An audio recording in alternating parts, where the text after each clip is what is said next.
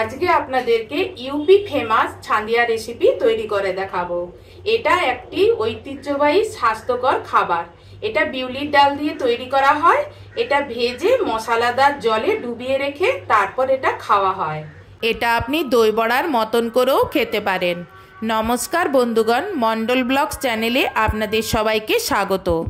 এটা করার জন্য বিউলির ডাল প্রয়োজন, তাই বিউলির ডালটাকে আমি নিয়ে সারা রাত ভিজিয়ে রেখেছিলাম। এটাকে এবার বেটে নেব। বিউলির ডালটাকে জল দিয়ে ভালো করে ধুয়ে পরিষ্কার করে নিয়েছি। তারপর এর জলটা আমি ছেঁকে নিলাম। এবার এটা আমি শিলনোড়াতে বাটনাটা বেটে নেব, কারণ এটা একটু শক্ত শক্ত করে বাটতে হবে। গ্রাইন্ডারে বাটতে গেলে শক্ত শক্ত করে বাটা যায় না, সেখানে একটু জল বেশি দিতে হয়, তাহলে সেটা পাতলা হয়ে যাবে। এটা পাতলা পাতলা একদম চলবে না, আর এটা কিন্তু দরদরা টাইপের পিষতে হবে, মানে একটু হালকা গোটা গোটা থাকবে বা দানা দানা থাকবে, সেই রকম টাইপের এইরকম করে পিষতে হবে। আর এতটা শক্ত করেই কিন্তু বাটনাটা বাটতে হবে, এর বড়াটা একটু শক্ত শক্ত হয়। আপনারা যদি শিলনোড়াতে বাটনা না বাটতে পারেন তাহলে গ্রাইন্ডারে বেটে নেবেন, তবে জল খুব অল্প দেবেন, সেইটা একটু খেয়াল রাখবেন। মানে যতটা কম জল দিয়ে বাটা যায় সেই ততটা কম জল দিয়েই একটু বাটনাটা বাটবেন। আজকের এই ভিডিওটা আপনার যদি ভালো লেগে থাকে তাহলে ভিডিওতে লাইক, কমেন্টস এবং শেয়ার করবেন। আর চ্যানেলে যদি নতুন হন তাহলে চ্যানেলটি সাবস্ক্রাইব করবেন। আর ফেসবুক থেকে যদি দেখে থাকেন তাহলে ফেসবুকটি ফলো করবেন। আমি এইভাবে অল্প অল্প করে বিউলির ডালটা শিলনোড়ায় দিয়ে দিয়ে এটা বেটে নিলাম। দেখুন আমার পুরো ডালটা কিন্তু বাটা হয়ে গেল, এবং শিল ধোয়া জলটাও আমি কিন্তু নিয়ে নিলাম। খুবই অল্প একটু জল নিলাম। শিলনোড়াতে বিউলির ডালটা বাটার পরে দেখবেন আঠার মতন ডালগুলো কীরকম লেগে আছে, তখন ব্রাশ দিয়ে একটু ঘষে দেবেন, দেখবেন চটজলদি এইগুলো উঠে যাচ্ছে।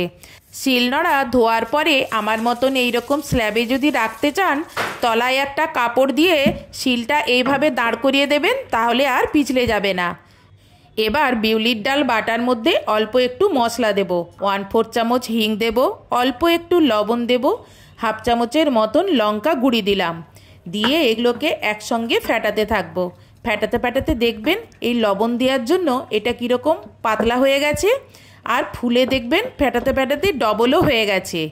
এবার একটু বাটির মধ্যে জল নিয়ে সেখানে 1 ফোঁটা ফেলে দেখবেন, যদি এরকম ভাসে তাহলে জানবেন আপনার ফেটানোটা কমপ্লিট হয়ে গেছে। এবার এইটাকে সরিয়ে রেখে গ্যাস জ্বালিয়ে এদিকে একটা কড়া বসিয়ে দেব। সেই কড়াটার মধ্যে আমি বেশি করে রিফাইন্ড অয়েল দিয়ে দেব। এদিকে তেলটা গরম হোক, ততক্ষণে এইরকম একটা পাতলা এরকম কাপড় নেবেন, সেইটাকে এইরকম যে কোনো ছোটো একটা বাটির ওপর রেখে পিছন দিকে হাত দিয়ে এইরকম টাইট করে ধরে রাখবেন। তারপর জল দিয়ে কাপড়টা এইভাবে ওপরটা ভিজিয়ে দেবেন। এবার হাতে আরেকবার হাতটা ভিজিয়ে নেবেন। তারপর ব্যাটার থেকে অল্প একটু পরিমাণ নিয়ে এই বাটির ওপর রেখে একটু এইভাবে হাতে করে মিলে দেবেন। যখন মিলবেন তখন হাতে একটু জল লাগিয়ে নেবেন। তারপর বাটি থেকে এইভাবে দেখবেন অনায়াসেই আপনার হাতে উঠে আসছে। তারপর সেটা এই গরম তেলে ছেড়ে দেবেন। তেলটা অবশ্যই কিন্তু গরম হতে হবে, খুব একটা বেশি গরম নয়, জাস্ট একটু গরম। না হলে কি বলুন তো, বেশি গরম হলে ওপরটা ভাজা হয়ে যাবে, ভেতরটা কিন্তু কাঁচা রয়ে যাবে।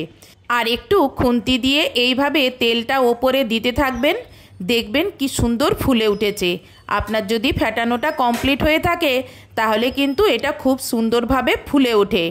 তারপর এরকম হালকা ব্রাউন করে তারপর এটা ছেঁকে তুলে নেব। বেশি কড়া করে ভাজার এটা দরকার নেই। ছান্দিয়ার বড়াগুলো এইরকমই পাতলা পাতলা লুচির মতনই হয়, সেই জন্য আপনাকে এইরকমই বাটির ওপর কাপড় রেখে এইভাবে মিলে আর তেলে ছাড়তে হবে। এইভাবে সবগুলো বড়া আমি এইভাবে করে নিলাম।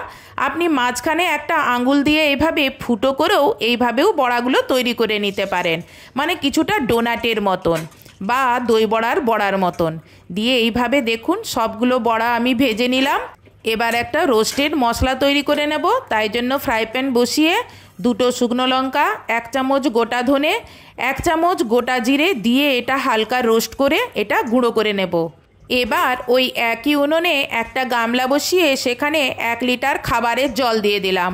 আপনার যদি বড়া বেশি থাকে আপনি জল বেশি দিতে পারেন, কম বড়া থাকলে কম জল দেবেন। তাই এদিকে রোস্টেড মশলাটা আমি প্রথমে গুঁড়ো করে নিলাম, দিয়ে এখান থেকে 1 চামচ এই রোস্টেড মশলাটা ওই জলের মধ্যে দিলাম। তারপর 1 চামচ গরম মশলা দিলাম, স্বাদ মতন লবণ দিলাম, অল্প একটু গোলমরিচ গুঁড়ো দিলাম, তারপর বিট লবণ দিলাম অল্প, আর দিচ্ছি একটু হিং, আর দিচ্ছি ঝাল লঙ্কা গুঁড়ো 1/2 চামচের মতন, দিয়ে এই জলটাকে ভালো করে গরম করে নেব, মানে হালকা করে জাস্ট একটু ফুটিয়ে নেব। ফুটতে ফুটতেই একটু দেখে নেব যে নুনটা ঠিক আছে কিনা। দেখলাম সব ঠিকঠাক আছে। এবার গ্যাস বন্ধ করে দেব। তারপর জলটা যখন আঙুল দিয়ে টাচ করতে পারবো, মানে হালকা গরম থাকবে, সেই গরম থাকতে থাকতেই বড়াগুলো এখানে দিয়ে আর এগুলো ভিজিয়ে রেখে দেবো। বেশি গরম জলে দিয়ে দিলে এই বড়াগুলো কিন্তু ভেদকে যেতে পারে। এবার ওপর থেকে অল্প একটু ধনেপাতা ছড়িয়ে দিলাম, তাহলে ভালো একটা সেন্ট আর একটু হবে। দিয়ে এটাকে ঢেকে 1/2 ঘন্টার জন্য রেখে দেব। কেউ যদি দই বড়ার মতন করে খেতে চান তাহলে এই রকম যে কোনো টক দই একটু নেবেন, তাতে স্বাদ মতন অল্প একটু চিনি দেবেন, রোস্টেড জিরে লঙ্কা গুঁড়ি দেবেন, অল্প একটু বিট নুন দেবেন, দিয়ে তারপর এই দইটাকে ভালো করে একটু ফেটিয়ে নেবেন। 1/2 ঘন্টা পরে দেখবেন ওই বড়াগুলোর ভেতরে মশালেদার জলটা ঢুকে কি সুন্দর ফুলে নরম হয়ে গেছে। ব্যাস রেডি খাওয়ার জন্য ছান্দিয়া। একটা বাটির মধ্যে বড়াগুলো নেবেন আর অল্প একটু জল নেবেন। এটা আমার খেতে খুবই ভালো লেগেছে। এটা কিন্তু একটি স্বাস্থ্যকর রেসিপি। আপনারাও একবার এইভাবে বানিয়ে খেয়ে দেখুন, কি দারুণ খেতে। এটা খেলে শরীর ঠান্ডা থাকে। যদি এইভাবে না খেতে চান তাহলে দই বড়ার মতন করেও খেতে পারেন। বাটিতে বড়াটা নিয়ে নিলেন আর ফেটানো দইটাও দিয়ে দিলেন। এবার ওপর থেকে জিরে লঙ্কা গুঁড়ি, বিট নুন, তেঁতুলের চাটনি, ধনেপাতার চাটনি দিয়ে এভাবেও আপনি খেতে পারেন। এতেও শরীর ঠান্ডা থাকে। আজকের ইউপি ফেমাস ছান্দিয়া রেসিপিটি আপনার যদি ভালো লেগে থাকে তাহলে ভিডিওতে একটি লাইক করবেন। আজকের মতন এখানেই ভিডিওটা শেষ করছি। নেক্সট ভিডিওতে আপনার সঙ্গে আবার দেখা হবে। বাই।